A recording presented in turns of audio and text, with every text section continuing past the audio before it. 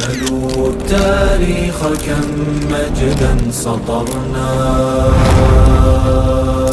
على صفحاته وبه تغنى. الحمد لله په داسې یو سیمینار کې و در اوایل جا دارد که از نهاد کلمات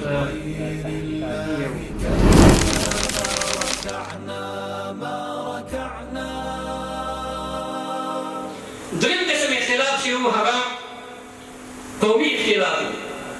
موږ داسې وینو چې په دې وروستیو کې په اسلامي امت کې له 609 کاله رانیولې بیا تقریبا تر 100 کالو مخکې پورې په دې امت کې یو خلافت موجود و، عثماني خلافت. په دې عثماني خلافت باندې غربي نړۍ کلونه کار وکړ، بلکې په سلګونه کلونه یې کار وکړ چې دا خلافت دا له منځه یوسي. اما په دې باندې دوی ونه توانېدل چې دا خلافت دا له منځه یوسي. مګر کله چې په اسلامي امت کې قومي اختلاف را پیدا شو، لکه مخکې چې استاد محترم ته اشاره وکړله، قومي تعصب رامنځته شو، غربي نړۍ په دې باندې کار وکړ چې د مسلمانان په خپلو کې سره وجنګوي. عربو ته ورغلل، عربو ته ویلي چې تاسو خو د نبي علیه السلام اولادۍ عرب یئ او تاسو پښتانه خلک یئ.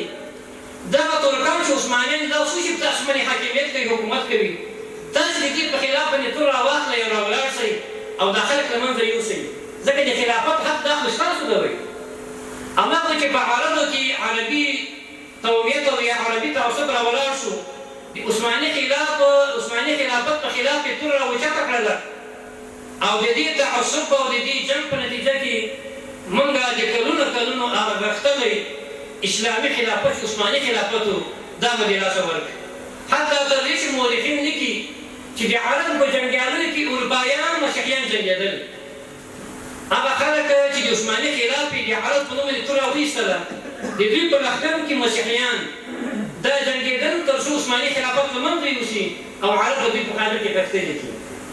نو دغه سیاسي اختلاف او مذهبي اختلاف او دغسې قومي اختلاف د هر یو په خپل وخت کې یو خلافت دا له منځه وړی ده، یو خلافت یې نسکور کړی ده. نو ځکه دا خبره ټول دا وایو چې د امت د داخلي لاملونو په چوکاټ کې لومړی لامل چې د امت یې در په دره کې دا اختلاف ده.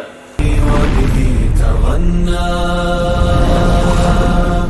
تهاب الأسد وطأتنا لأننا